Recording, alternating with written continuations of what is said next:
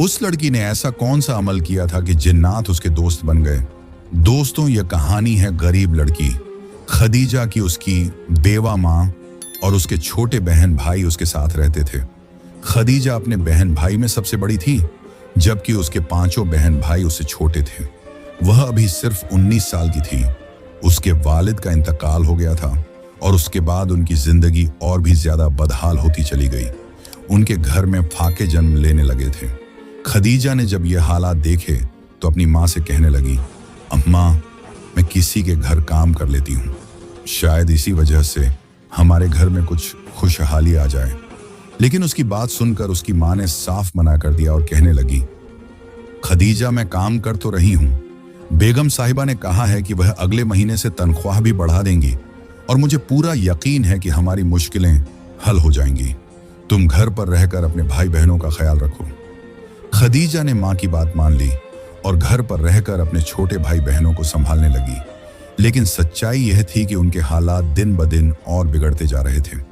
एक वक्त का खाना पूरा करना भी मुश्किल हो रहा था। उसकी माँ बूढ़ी हो रही थी और अक्सर बीमार रहने लगी थी। वो अब उतना काम नहीं कर पाती थी। यही वजह थी कि खदीजा बहुत परेशान रहने लगी और वो रोज दुआ करती कि उसके हालात बदल जाएं और उसे और उसके भाई बहनों को पेट भर खाना मिल सके। लेकिन ऐसा मुमकिन होता नजर नहीं आ रहा था। खदीजा की माँ जितनी मेहनत करती थी, उसे मुश्किल से एक वक्त का खाना ही बन पाता था।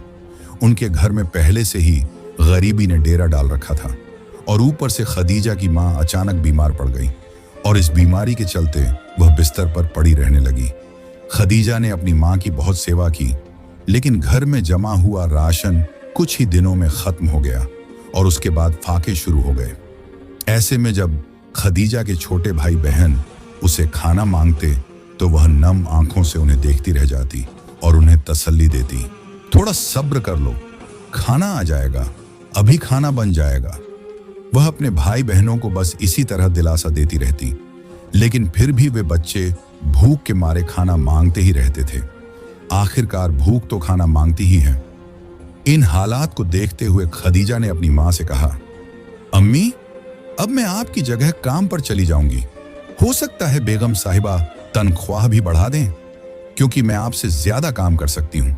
मैं जवान हूँ, हिम्मत वाली हूँ और मेरा काम देखकर बेगम साहिबा खुश भी होंगी। खदीजा की माँ उसे काम पर भेजना नहीं चाहती थी, लेकिन फिर घर के हालात को देखते हुए उसने उसे काम पर भेजने की इजाजत दे दी। पहला दिन तो खदीजा का अच्छा गुजरा। बेगम साहिबा ने जाते वक्त उसे कुछ राशन का सामान और कुछ पैसे भी दिए, क्योंकि वह समझ गई थी कि खदीजा के हालात सही नहीं हैं। खदीजा उनकी बहुत शुक्रगुजार हुई और राशन का सामान लेकर सबसे पहले अपने छोटे भाई बहनों के लिए खाना बनाया, जिसे उन्होंने पेट भरकर खाया।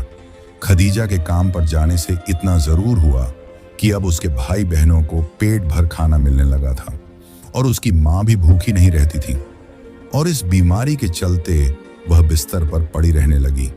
खदीजा ने अपनी माँ की बहुत सेवा की, लेकिन घर में जमा हुआ राशन कुछ ही दिनों में खत्म हो गया और उसके बाद फाके शुरू हो गए।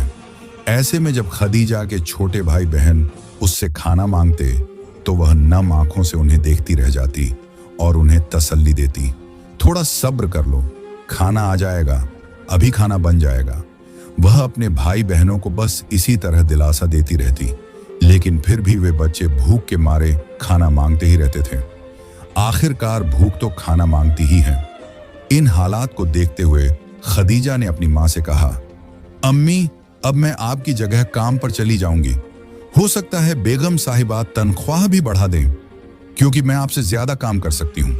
मैं जवान हूँ, हिम्मत वाली हूँ और मेरा काम देखकर बेगम साहिबा खुश भी होंगी।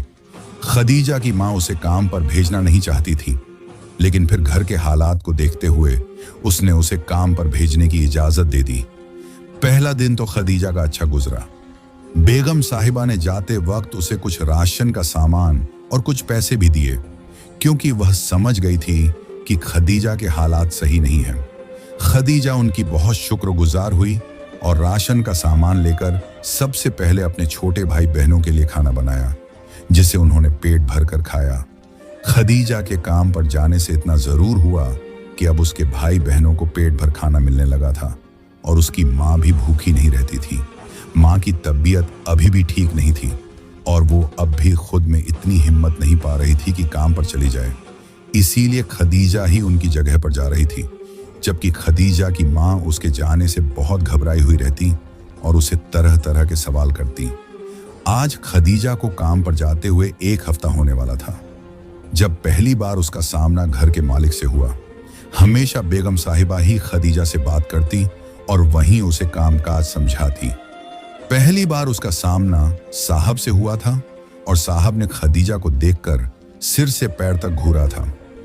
इस बात ने खदीजा की छठी इंद्रिय को तुरंत चेतावनी दे दी। उसने अपनी चादर को अच्छे से अपने पूरे शरीर के इर्द गिर्द लपेट लिया और डर से भरी निगाहों से साहब को देखने लगी। साहब की नजरों में अभी भी खदीजा के लिए एक अजीब सा जज्बा दिखाई दे रहा था। खदीजा बेशक कम उम्र की थी, नादान थी, लेकिन एक औरत थी। औरत मर्द की नजरों में छिपी हुई हवस को तुरंत पहचान जाती है। खदीजा ने भी साहब की नजरों में कुछ गैर मामूली महसूस किया था। इसीलिए वह फौरन चादर लपेटती हुई वहां से खिसक गई और बावर्ची खाने में चली आई।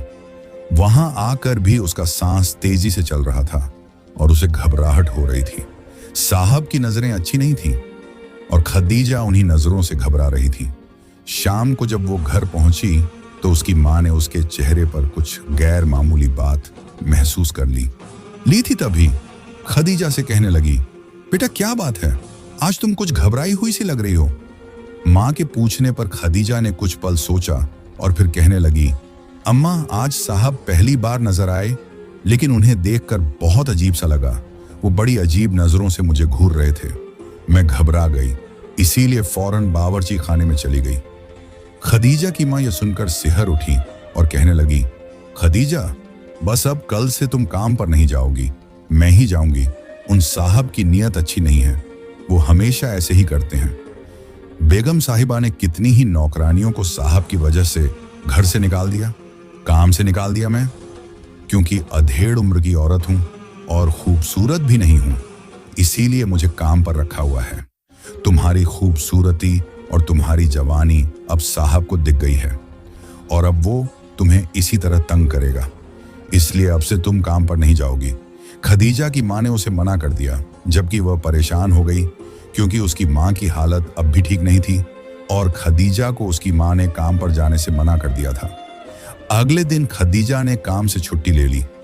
खदीजा की माँ काम पर जाना चाहती थी, लेकिन अपनी तबीयत की वजह से नहीं जा पाई। और फिर 2 दिन बाद बेगम साहिबा ने उन्हें जवाब दे दिया और कहा, जब इतनी छुट्टियां करोगे तो मुझे काम करवाने का कोई फायदा नहीं, लिहाजा अब से काम पर आने की कोई जरूरत नहीं है। यह सुनकर खदीजा और उसकी माँ बेहद परेशान हो गई। अब उन्हें समझ नहीं आ रहा था कि किस तरह गुजारा करें, नया काम ढूंढे या फिर बेगम साहिबा से मिन्नत करें कि वो काम पर रख लें। लेकिन खदीजा की माँ जानती थी कि अब बेगम साहिबा काम पर नहीं रखेंगी, इसलिए उन्होंने इधर उधर हाथ पांव मारने शुरू कर दिए, लेकिन कहीं पर काम नहीं मिल रहा था। उसी दिन खदीजा ने फैसला किया कि अब वह अपना काम शुरू करेगी और उसने माँ से कह दिया कि वह बिरयानी का ठेला लगाना चाहती है ताकि अपने घर के हालात को बेहतर कर सके। उसकी माँ ने सुना तो हैरानी से बोली, अरे ये कैसे मुमकिन है, तुम कैसे करोगी?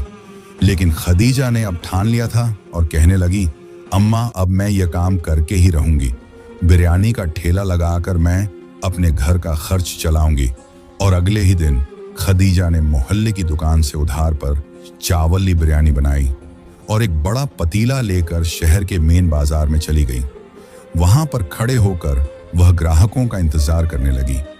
उसका दिल जोर जोर से धड़क रहा था और वह घबराहट का शिकार थी। अभी कुछ ही देर गुजरी थी कि एक ग्राहक उसके ठेले पर आ गया। उस ग्राहक का हुलिया बहुत बुरा था, कपड़े जगह जगह से फटे हुए थे और वह काफी गंदे हलिया में था। उसके बाल भी मिट्टी से सने हुए थे। खदीजा उसे देखकर अजीब से एहसासात से दो चार हो गई थी, क्योंकि देखने में वह ग्राहक बहुत गंदा लग रहा था, लेकिन उसकी आंखों में एक अजीब सी चमक दिखाई दे रही थी जो खदीजा को कुछ अलग ही महसूस हो रही थी। तभी उस ग्राहक ने खदीजा से एक प्लेट बिरयानी मांगी। उसने जल्दी जल्दी पतीले से गर्म बिरयानी निकालकर उस ग्राहक को दे दी और वह ग्राहक वहीं खड़े होकर बिरयानी खाने लगा। बिरयानी खाकर वह खदीजा से कहने लगा, मेरे पास पैसे नहीं हैं, मैं बहुत गरीब हूं और खाने के लिए कुछ भी नहीं था। 2 दिन से कुछ भी नहीं खाया था। आज तुम्हारी बिरयानी देखकर मुझसे रहा नहीं गया, इसलिए तुमसे खाना मांग लिया। जिस दिन मेरे पास पैसे हुए उस दिन मैं तुम्हें पैसे लौटा दूंगा। क्या तुम तब तक के लिए उद्धार कर सकती हो? उसकी बात सुनकर खदीजा को अनायास ही अपने दिन याद आ गए और अपने घर में मौजूद फाके भूखे दिन याद आने लगे। इसीलिए उसने बेहिचक कहा, ठीक है, कोई बात नहीं, तुम्हारे पास अगर पैसे ना भी हुए तो भी तुम मत देना, कोई मसला नहीं है। खदीजा की यह बात सुनकर वह ग्राहक हैरान रह गया। वो कुछ पल खदीजा का चेहरा हैरानी से देखता रहा और फिर उसे दुआएं देता हुआ वहां से चला गया। उस ग्राहक के जाने के बाद खदीजा ने गहरी सांस ली। ऐसा लग रहा था कि जब से वो ग्राहक आया था तब से उसे एक अजीब सी कैफियत महसूस हो रही थी और अब उसके जाने के बाद वह काफी बेहतर महसूस कर रही थी। उस ग्राहक के जाने के बाद खदीजा के पास काफी ग्राहक आए और उन्होंने हाथों हाथ बिरयानी खरीद ली। खदीजा बहुत खुश हुई क्योंकि पहले ही दिन कुछ ही घंटों में उसकी सारी बिरयानी खत्म हो गई थी और उसे अच्छा खासा मुनाफा भी हो गया था। खदीजा ने सारे पैसे गिने और एहतियात के साथ अपने पास रख लिए और घर की ओर रवाना हो गई। उस वक्त मगरिब की अजान हो रही थी और हल्का हल्का अंधेरा फैलने लगा था। खदीजा अपने घर जा रही थी कि अचानक उसे महसूस हुआ जैसे कोई उसके पीछे आ रहा है। उसने पलट कर देखा तो पीछे कोई भी नहीं था। वो घबरा गई थी क्योंकि उसे लगातार किसी के होने का एहसास हो रहा था। उसने अपनी रफ्तार तेज कर दी और तेजी से कदम बढ़ाने लगी, लेकिन फिर उसे ऐसा लगा जैसे कोई उसके साथ कदम से कदम मिलाकर चल रहा है। खदीजा ने घबराकर अपने दाईं ओर देखा तो वही नौजवान उसके साथ चल रहा था जो ग्राहक बनकर उसके पास आया था और जिसके पास पैसे नहीं थे। उसे यूं अचानक वहां देखकर खदीजा घबरा गई और कहने लगी, मैंने तुम्हें कहा भी था कि अगर पैसे नहीं हैं तो मत देना, फिर अब आखिर तुम क्यों मेरे पीछे आ रहे हो? खदीजा ने गुस्से से उसे संबोधित करते हुए कहा। उस नौजवान की आंखों में अब भी वही अजीब सी चमक थी, लेकिन पहले के मुकाबले अब उसका हुलिया काफी अच्छा था। अब उसने सफेद रंग का साफ सुथरा कपड़ा पहन रखा था। खदीजा की बात सुनकर वह मुस्कुरा दिया और कहने लगा, नहीं, मैं तुम्हें पैसे लौटाने नहीं आया, मैं तुम्हें घर तक पहुंचाने आया हूं। ना जाने क्यों मुझे लगा कि मुझे तुम्हें घर तक छोड़कर आना चाहिए। वैसे भी तुम एक अच्छी लड़की हो, मेहरबान हूं तुमने। जिस तरह मेरी मदद की, उस मदद ने मेरे दिल में तुम्हारे लिए एक अलग घर बना दिया है और मैं तुम्हारा बेहद शुक्रगुजार हूं कि तुमने मेरी भूख पर तरस खाया और मुझे पेट भरकर खाना खिलाया। उसकी बात सुनकर खदीजा ने कहा, ठीक है, ये कोई इतनी बड़ी नेकी नहीं है, मेरे पास साधन थे इसलिए मैंने तुम्हें खाना दे दिया। अब तुम यहां से जाओ और मेरे लिए और कोई मुश्किल मत बनो। यह कहकर खदीजा ने उसे वहां से जाने के लिए कह दिया। वह कुछ पल खदीजा को देखता रहा और फिर वहां से चला गया। ना जाने उस शख्स की आंखों में कैसा रहस्य है, कैसी हालत है जो मुझे हैरान कर देती है और एक अजीब सी भावना से भर देती है। खदीजा ने दिल ही दिल में सोचा और अपने घर की ओर बढ़ गई, जो अब बस कुछ ही कदम दूर रह गया था। उसने खुशी खुशी अपनी माँ को आज की बिक्री के बारे में बताया और कहा, अम्मी, मैंने सारा खाना बेच दिया है और मुझे बहुत अच्छा मुनाफा हुआ है। खदीजा ने खुशी से चहकते हुए अपनी माँ से कहा तो उसकी माँ भी बहुत खुश हो गई और कहने लगी, बेटी, यकीनन यह तेरी अच्छी नीयत की वजह से ही मुमकिन हुआ है। अगर तेरा यह काम चल निकला तो मुझे पूरा यकीन है कि हम बहुत जल्द इन हालात से बाहर निकल आएंगे और एक अच्छी जिंदगी जीने के काबिल हो जाएंगे। माँ की बात सुनकर खदीजा ने सिर हिला दिया। आज उसने अपने छोटे भाई बहनों के लिए भी अच्छा खाना बनाया, जिसे सबने मिलकर पेट भर के खाया। इस दौरान भी जब खदीजा अपने बिस्तर पर जाकर लेटी तो रास्ते में मिले उस अजनबी का ख्याल उसे सताने लगा। वो अजनबी की आंखें, जो एक रहस्यमयी सी हालत में डूबी हुई लग रही थीं, खदीजा को अब भी अजीब सा एहसास दे रही थी और वो हैरानी के साथ उसी को सोच रही थी। ना जाने वो कौन शख्स था, उसकी आंखें कितनी अजीब थी, उसकी आंखों की हालत कितनी रहस्यमयी थी उसके पास पैसे क्यों नहीं थे, जबकि देखने में तो वो बिल्कुल ठीक ठाक लगता था। खदीजा उसके बारे में सोचते हुए ना जाने कब नींद की गहराइयों में डूब गई। उसे कुछ खबर ना रही। अगले दिन वह फिर से अपना ठेला सजाकर उसी जगह पर आ गई जहां वह पहले दिन खड़ी हुई थी। आज भी उसकी आंखों में उम्मीद थी और चेहरे पर खुशी की झलक साफ नजर आ रही थी। अभी थोड़ी ही देर गुजरी थी कि फिर से वही कल वाला नौजवान वहां आ पहुंचा। आज भी उसका हाल बहुत खराब था और उसके चेहरे पर बेचारगी साफ झलक रही थी। उसने खदीजा को संबोधित करते हुए कहा, मुझे खाना दे दो, मेरे पास पैसे नहीं हैं। खदीजा ने उसकी हालत देखकर उस पर तरस खाया और उसे एक प्लेट बिरयानी दे दी, जिसे वो जल्दी जल्दी खाने लगा। गर्मा गर्म बिरयानी खाकर उसने खदीजा की तरफ कृतज्ञता भरी नजरों से देखा और दुआएं देता हुआ वहां से चला गया। खदीजा को उसका यूं आना और फिर उसी तरह चला जाना बहुत अजीब लग रहा था। उसकी आंखें तो खदीजा को पहले ही किसी उलझन में डाल चुकी थीं। उसके जाने के बाद खदीजा ने एक गहरी सांस ली और उसकी प्लेट उठाकर जैसे ही धोने के लिए पानी में रखने लगी तो देखा कि प्लेट के पास एक रेशमी थैली पड़ी हुई थी। खदीजा बेहद हैरान हो गई। यह थैली तो पहले यहां नहीं थी। उसने थैली को उठाया और जब उसे खोलकर देखा तो उसके अंदर बहुत सारे सोने के सिक्के मौजूद थे। खदीजा हैरानी से दंग रह गई। उसे समझ नहीं आ रहा था कि यह कहां से आई। उसने चारों तरफ देखा लेकिन वहां कोई नहीं था। वो सोने के सिक्कों से भरी थैली अपनी मुट्ठी में कसकर पकड़े पसीने से भीग गई थी और उसे यकीन में कसकर पकड़े पसीने से भीग गई थी और उसे यकीन ही नहीं हो रहा था कि यह थैली उसके ठेले पर पड़ी थी। वह हैरान भी थी और इस बात से परेशान भी कि यह किसकी अमानत है। उसने उस थैली को अपने पास संभाल कर रख लिया और सोचा कि जब कोई अपनी अमानत लेने आएगा तो वह उसे लौटा देगी। लेकिन शाम तक किसी ने भी उन सोने के सिक्कों की थैली का दावा नहीं किया। खदीजा पूरे दिन चिंता में डूबी रही। उसके पास ग्राहक आते रहे और उसे खाना खाकर चले जाते रहे। उसका खाना खत्म हो चुका था और अब वह घर लौट रही थी, लेकिन सोने के सिक्कों वाली थैली अब भी उसके पास थी और कोई भी उसे लेने नहीं आया था। तभी जब खदीजा घर लौटने लगी तो उसे फिर से ऐसा महसूस हुआ कि कोई उसके साथ चल रहा है। वह इतनी डर गई कि उसके रोंगटे खड़े हो गए। लेकिन उस शख्स ने जो उसके साथ चल रहा था कहा, खदीजा, मुझसे डरने की जरूरत नहीं है। मैं तुम्हारा भला चाहता हूं। मैं एक झंझादा हूं और मेरा ताल्लुक जिन्नात की दुनिया से है। यह सुनकर खदीजा बेहद डर गई और अपनी जगह पर ठिठक गई। उसे एक कदम भी उठाना मुश्किल हो गया। वह हैरानी से उस शख्स का चेहरा देखने लगी और बोली, क्या तुम मजाक कर रहे हो? वह हल्की सी मुस्कान के साथ बोला, नहीं, मैं मजाक नहीं कर रहा। मेरा संबंध जिन्हों की दुनिया से है और मेरा नाम अब्दुल कादिर है। उस दिन मैं यहां से गुजर रहा था जब मैंने तुम्हें परेशान देखा, तुम्हारा इम्तिहान लेने के लिए। मैंने जानबूझकर तुमसे कहा कि मैं एक गरीब आदमी हूं, भूखा हूं और तुमसे खाने के लिए मांग लिया। तुमने अपनी तंगी के बावजूद मुझे खाना दे दिया। तुम्हारे इस व्यवहार ने मुझे तुम्हारा कायल बना दिया और मैं समझ गया कि तुम दिल की बहुत नेक हो। इसी वजह से आज मैंने तुम्हारा एक और इम्तिहान लेने के लिए वो सोने के सिक्कों से भरी थैली वहां रखी थी। मैं देखना चाहता था कि तुम उस थैली का क्या करती हो, उसने कहा।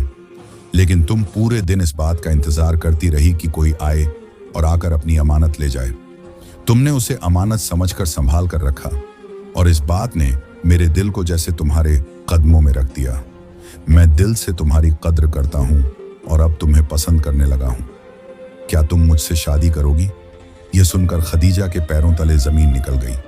वह हैरानी और खौफ से उस शख्स को देखने लगी जिसने खुद को झंझादा बताया था और अब उसे शादी करने की ख्वाहिश जाहिर कर रहा था। खदीजा कुछ नहीं बोली और अचानक ही घर की तरफ दौड़ लगा दी।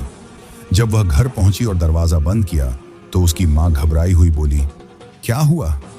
खदीजा, तुम इतनी परेशान क्यों हो? इतनी डरी हुई क्यों लग रही हो? खदीजा मां को देखते ही रोने लगी और रोते रोते सारी सच्चाई उसे बता दी। ये सब जानकर उसकी मां भी परेशान हो गई और बोली, खदीजा, मैं तो पहले ही तुझे मना करती थी। कुंवारी लड़कियों पर तो जिन्न आशिक हो जाते हैं। मैं तुझसे कहती थी ना कि सूरज ढलने के बाद बाहर मत निकला कर, बाल मत खोल कर नहला कर। लेकिन देख अब क्या हो गया, वो झंझादा तेरे पीछे पड़ गया है। मुझे डर है कि कहीं वो तुझे कोई नुकसान ना पहुंचा दे। खदीजा की माँ बहुत चिंता में थी और खदीजा खुद भी डरी हुई थी। वह बोली, अम्मा अभी तो मैंने काम शुरू किया है, अभी तो मेरा काम चल निकला है, मैं ऐसे घर नहीं बैठ सकती। अगर मैंने काम छोड़ दिया तो मेरे छोटे भाई बहन भूखे रह जाएंगे और मैं ऐसा नहीं चाहती। यह कहकर खदीजा लाचार से अपनी माँ को देखती रही। उसकी माँ की आंखों में भी आंसू आ गए। वो रात दोनों माँ बेटी पर बहुत भारी गुजरी। ना खदीजा सो पाई ना उसकी माँ। लेकिन अगले दिन खदीजा ने हिम्मत जुटाई और काम पर जाने का फैसला किया। उसने माँ को समझाया और माँ ने भी उसे बहुत सारी दुआएं पढ़कर दम किया और रुखसत कर दिया। खदीजा डरी सहमी काम पर तो आ गई, लेकिन बार बार चौकन्नी होकर इधर उधर देख रही थी। उसे इस बात की फिक्र थी कि कहीं वो जिनजादा फिर से ना आ जाए, लेकिन अभी तक वह नहीं आया था।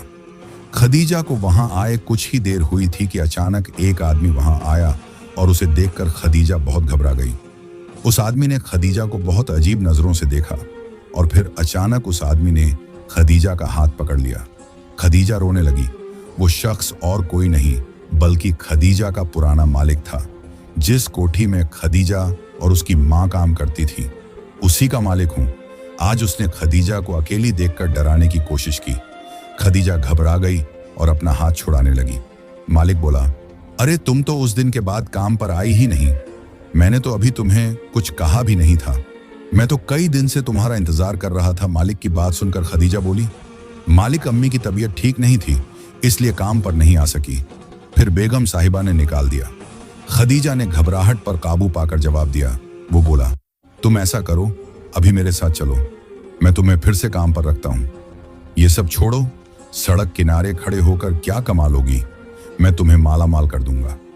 उसकी आंखों में हवस थी और बातों में लालच। खदीजा घबरा गई और जोर से चिल्लाने लगी, छोड़ो मुझे छोड़ दो, मैं तुम्हारे साथ कहीं नहीं जाऊंगी। खदीजा खुद को छुड़ा रही थी। आते जाते लोग सब कुछ देख तो रहे थे, लेकिन किसी में इतनी हिम्मत नहीं थी कि आगे बढ़कर उसे उस जालिम से बचा सके। तभी अचानक वह जिनजादा वहां आ गया। वह गुस्से में दमदमाया हुआ था।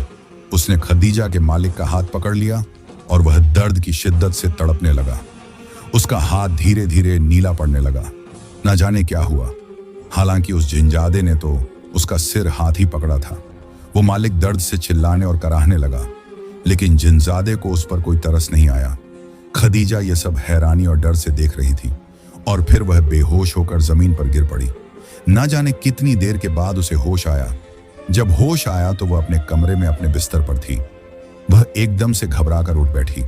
उसकी माँ ने जब उसे होश में आते देखा तो बेख्तियार अल्लाह का शुक्र अदा किया। मैं नहीं जानता था कि तुम्हारा ताल्लुक एक गैर मरई अदृश्य मखलूक से है। अगर मुझे इसका इल्म होता तो मैं कभी तुम्हें तंग ना करता। मुझे माफ कर दो और मेरा बाजू ठीक करवा दो।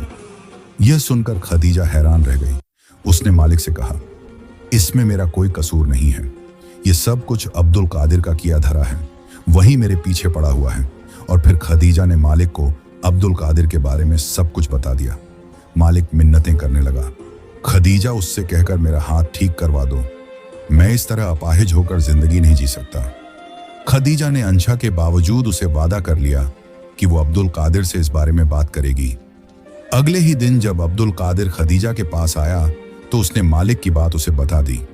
अब्दुल कादिर बोला, तुम बहुत नरम दिल लड़की हो जो ऐसे शख्स को भी माफ कर रही हो जिसने तुम्हारी इज्जत पर हमला करने की कोशिश की थी, लेकिन तुम्हारी खातिर मैं उसे माफ करता हूं और उसका हाथ ठीक कर देता हूं। लेकिन अब्दुल कादिर आगे बोला, आज के बाद तुम ना तो यहां ठेला लगाओगी और ना ही घर से बाहर निकलोगी। मैं तुम्हारी हिफाजत करूंगा और तुम्हें इतनी दौलत दूंगा कि तुम हैरान रह जाओगी।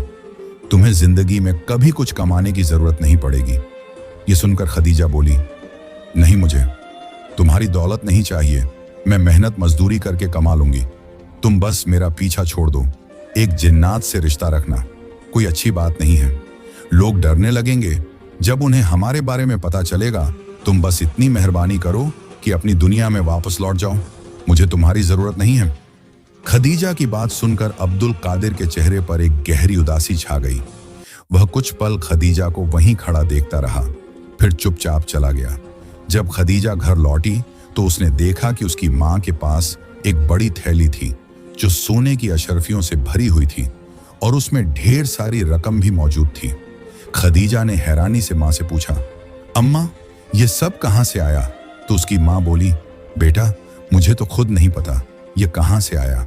दरवाजे पर दस्तक हुई, मैंने दरवाजा खोला तो ये थैली बाहर पड़ी थी। मैंने उसे उठाकर अंदर रख लिया। ना जाने कौन रखकर चला गया, शायद किसी से गलती हो गई हो। मगर खदीजा अच्छी तरह जानती थी कि यह दौलत और सोने की अशरफियां कहाँ से आई थी। यकीनन यह अब्दुल कादिर ही रख कर गया था और उसने यह सब खदीजा की सहूलत और भलाई के लिए किया था। इस दौलत से खदीजा ने एक अच्छा सा घर बनवाया और फिर अपनी माँ और अपने छोटे भाई बहनों के साथ उस घर में रहने लगी। अब उसकी जिंदगी सुकून से भर गई थी। उसे यह भी एहसास था कि अब्दुल कादिर अब भी कहीं ना कहीं उसकी निगाह में है और जब भी खदीजा पर कोई मुसीबत आएगी तो वह फौरन सामने आ जाएगा। दोस्तों, यह था खदीजा का किस्सा जिसने जिन्नात से दोस्ती की और माला माल हो गई। उसके एक नेक अमल ने उसे जिंदगी भर की दौलत और सुकून दे दिया।